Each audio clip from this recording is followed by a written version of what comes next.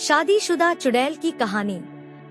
यह कहानी एक छोटे से गांव की है जो अपने प्राकृतिक सौंदर्य के लिए जाना जाता था। गांव में एक सुंदर विवाहित स्त्री रहती थी जिसका नाम राधा था। राधा बहुत दयालु और मददगार थी और सभी लोग उसका सम्मान करते थे। उसकी शादी एक वीर और परिश्रमी युवक अर्जुन से हुई थी। दोनों का जीवन बहुत सुखी और प्रेम से भरा हुआ था। लेकिन एक दिन अर्जुन को किसी काम से गांव से बाहर जाना पड़ा। वह राधा से वादा कर गया कि वह जल्द ही वापस आ जाएगा। लेकिन दिन हफ्तों में और हफ्ते महीनों में बदल गए। अर्जुन वापस नहीं आया। राधा उसके लौटने की आस में रोज उसकी राह देखती, लेकिन वह कभी नहीं आया। गांव वालों ने राधा को समझाने की कोशिश की, लेकिन उसका दिल टूट चुका था।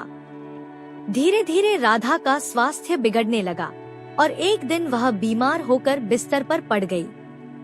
उसकी हालत इतनी खराब हो गई कि वह इस दुनिया से विदा हो गई। राधा की मौत के कुछ समय बाद गांव में अजीब घटनाएं होने लगी। रात के समय गांव के लोग किसी स्त्री की चीखें सुनते थे। कुछ लोगों ने बताया कि उन्होंने रात में एक स्त्री को सफेद साड़ी में गांव की गलियों में घूमते देखा है। उसका चेहरा बेहद डरावना था और उसकी आंखें खून जैसी लाल थी। वह स्त्री और कोई नहीं बल्कि राधा की आत्मा थी जो चुड़ैल बन गई थी। राधा की आत्मा गांव की नई दुल्हनों के पीछे पड़ जाती थी। जब भी किसी गांव में नई शादी होती, राधा चुड़ैल उस दुल्हन के पीछे लग जाती और उसे नुकसान पहुंचाने की कोशिश करती। लोग कहते थे कि राधा चुड़ैल की आत्मा अपने पति की खोज में भटक रही थी और किसी भी शादीशुदा स्त्री को देखकर उसे जलन होती थी। गांव के लोग राधा चुड़ैल से बहुत डर गए थे। वे किसी भी शादी के समारोह को रात के समय करने से डरते थे। कई बार गांव के बड़े बुजुर्गों ने उसकी आत्मा को शांति दिलाने के लिए पूजा पाठ और यज्ञ किए, लेकिन कुछ भी असर नहीं हुआ। फिर एक दिन गांव में एक साधु आया। उसने राधा की कहानी सुनी और उसकी आत्मा को मुक्ति दिलाने का फैसला किया।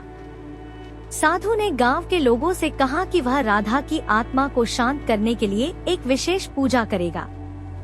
साधु ने कई दिनों तक पूजा की और अंत में राधा की आत्मा को बुलाया।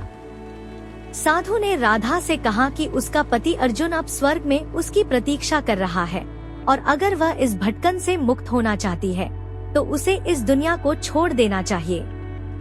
राधा की आत्मा ने साधु की बात सुनी और उसके आंसू बहने लगे। साधु की प्रार्थना और उसकी सहानुभूति से राधा की आत्मा को शांति मिली और वह अंततः मुक्त हो गई।